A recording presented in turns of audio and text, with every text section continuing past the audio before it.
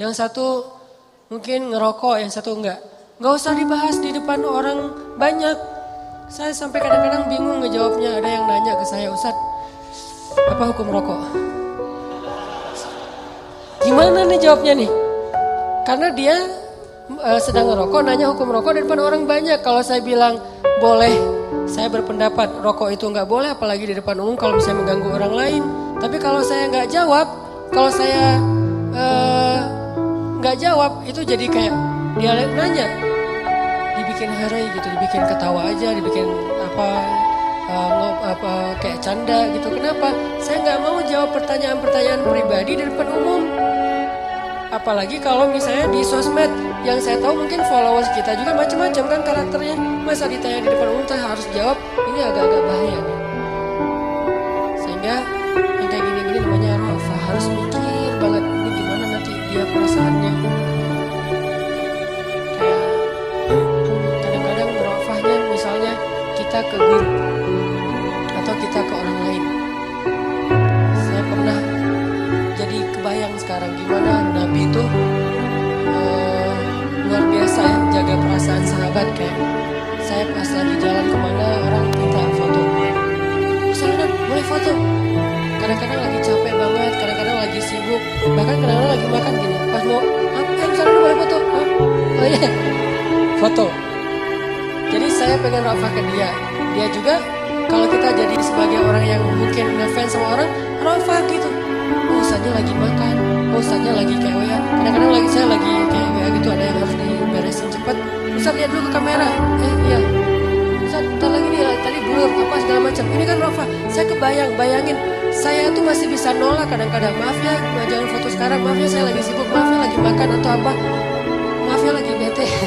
bisa gitu kan ya. Tapi kalau Nabi nggak bakalan.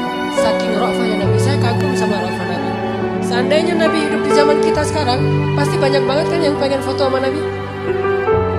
Kadang-kadang ada DKM di beberapa kota nih, kalau saya keluar kota, kan kita coba mengkondisikan sewajar mungkin. Boleh foto, tapi kalau udah terlalu ramai kan jadi nggak maksimal ya. Saya kadang-kadang mau ceramah, tapi yang ngajak fotonya ramai, jadi udah nggak kondusif, ditahan. Kadang-kadang ada beberapa DKM. Inisiatifnya bagus. Siapa yang pengen foto semua sana? Silakan baris. Hah? Siapa yang nyuruh nih? Akhirnya baris panjang. Ustaz, itu di luar banyak yang pengen foto.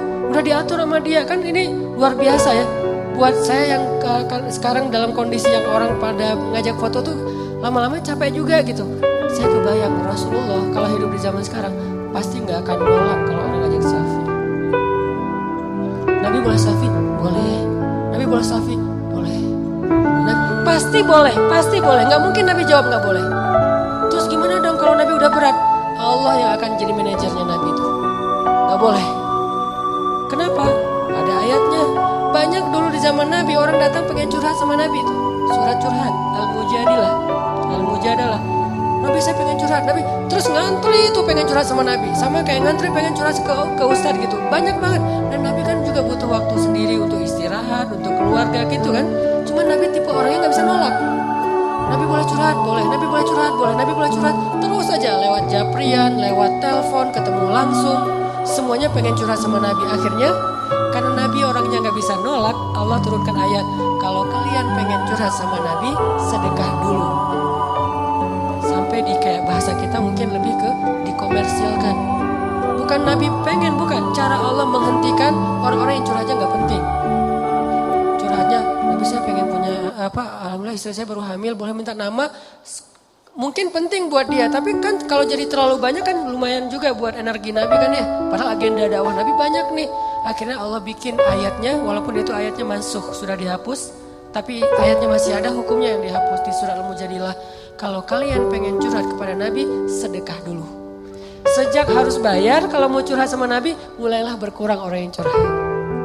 Tadinya yang curhat banyak banget nih, sejak berbayar udah nggak lagi. Sekarang kalau curhat registrasi dulu. Satu curhat, Nabi juga bingung berapa ya. Nabi nanya ke Ali berapa? Kata Ali, satu genggam gandum ya Rasul. Satu genggam gandum itu kurang lebih sekitar 3.000-an lah. 3.000 kata Nabi, kamu mah zuhud banget kata Nabi. Akhirnya ditetapkan sekian, yang angka itu bikin orang kalau nggak penting-penting amat malas lah curhat. Kalau penting banget dia akan bayar, dan Nabi juga bukan untuk dirinya, disedekahin lagi buat fakir miskin. Itu pernah berlaku loh, baca nanti surat Al-Mujadilah. Setelah udah kondusif, baru hukumnya dicabut sama Allah. Jadi Allah yang nge-manajerin Nabi, saking Nabi itu rafah, gak enak nolak. Nabi itu bukan tipe orang yang bisa nolak orang lain. Kalau ada yang minta sedekah ke Nabi, atau datang minta bantuan ke Nabi, gak pernah Nabi nolak. Gak pernah sama sekali. Kalau Nabi gak bisa bayar bantu dia, gak bisa ngasih ke dia, Nabi gak akan berhenti di situ. Nabi akan pegang tangannya, ngajak dia nyari ke orang lain yang bisa bantu dia. Maaf, saya gak bisa bantu apa-apa, yaudah yuk saya temenin nyari ke tempat yang lain. Ada yang bisa bantu dia, ada yang bisa ngasih dia makan, ada yang bisa ngasih dia tempat tinggal malam ini, ada yang sampai ketemu baru Nabi tinggalkan dia. Ini rofahnya Nabi pengen jaga perasaan. Sampai-sampai sering menyulitkan diri beliau sendiri. Nabi pernah menjelang winter, menjelang musim dingin nih. Ada seorang gubernur Khurasan non muslim ngehadiahin sweater buat Nabi warna merah. Jadi ada sweater yang kayak rajutan gitu, handmade gitu, bagus dari Raja Khurasan, warna merah. Dia hadiahin buat Rasulullah SAW. Ini Muhammad hadiah sweater buat musim dingin. Pas musim dingin dipakai sama Nabi. Nabi kan bajunya sedikit ya, paling-paling juga cuma kurang dari 5 helai baju Nabi. Sehingga ada yang dicuci, ada yang dipakai sama Nabi. 5 helai doang baju Nabi. Kalau kita 5 lemari. Sampai bingung nih baju yang udah dikasih orang tapi belum pernah dipakai gitu, masih ada labelnya. Nabi teh baju cuma 5 helai, kadang kurang. Sehingga waktu itu Nabi pakai sweater, nggak pakai daleman. Soalnya dalemannya lagi dicuci. Jalan musim dingin nih. Di Arab juga kalau lagi musim dingin di bawah 10 kan, dingin banget. Apalagi sekarang udah bersalju kalau sekarang mah. Keluar rumah musim dingin pakai sweater. Dilihat sama seorang laki-laki Badui. Badui itu mungkin orang jalanan lah yang mungkin secara bahasa juga kasar. Muhammad, bagus banget sweaternya, baru ya? Ya kata Rasul, alhamdulillah. Boleh saya minta? Oh boleh. Langsung dibuka sama Nabi, dikasih ke dia. Coba. Karena Nabi bukan tipe orang yang bisa nolak. Gak enak mau nolak, gak mau kecewain orang. Boleh saya minta? Boleh. Dibukain sama Nabi. Nabi pulang menggigil, kebayang gak tuh? Puncak musim dingin, buka sweater, gak pakai baju, pulang menggigil. Dan dia tuh tega banget ngeliat Nabi kayak gitu. Sampai sahabat marah sama dia.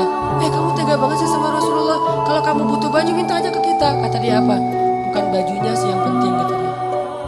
Ini bekasnya Muhammad dan berkah. Saya mencari berkahnya bukan pakaiannya. Kalau pakaian yang kalian lebih bagus, tapi saya gak butuh orang lain gak berkah gitu ya. Nabi nih, akhirnya mereka udah gak bisa komen lah, speechless lah. Nabi pulang gemeteran, dingin. Sampai di rumah dilihat sama Aisyah, kenapa ya Rasulullah? Gak ada apa-apa, ada baju lain. Ini masih basah, gak apa-apa dipakai sama Nabi sambil selimutan. Kenapa? Ngasih buat orang yang meminta. Karena Nabi keseringan kayak gitu, Allah yang jadi manajernya Nabi. Gimana cara Allah jadi manajer? Ada yang datang ke rumah. Nabi boleh makan di rumah Nabi, gak apa-apa kok, kita botram. Pada bawa makanan sendiri gitu kan, datang ke rumah Nabi. Ya, kadang Nabi gak bisa nolak kan. Saking rofah banget nih. Kadang-kadang kalau menurut kita agak-agak kurang wajar saking solehnya Nabi itu. Ya, datang ke rumah Nabi. Nabi juga kan punya hak keluarga. Istri-istri beliau, anak-anak beliau kan punya hak untuk dapat waktu dari beliau. Tapi tetap gak bisa nolak, datang ke rumah Nabi. Datangnya juga gak sekaligus. Saling tunggu, datang. Jangan dibuka dulu ya Nabi, nunggu yang lain belum pada datang. Ya kalian di mana aja? Ini kesasar, share location dong. Share. Ternyata share disconnect 10 kilo bedanya. Cari lagi. Lama pokoknya kalau dalam imajinasi kita tuh lama. Datang satu-satu sampai udah lengkap semuanya. Udah semuanya udah. Silakan makan, dibukain makan. Udah selesai makan, ngobrol. Lama-lama saya juga pernah ngerasain kayak gitu. Ada orang yang mungkin saking sayangnya sama saya, kayak nyaman gitu ngobrol sama saya. Buka topik. Satu topik itu 10 menit. Ustaz, kemarin saya baru gini. Mulai ini saya. Oh gitu. Padahal udah gak kuat. Tapi gitu kan basa-basi ya untuk menghargai orang.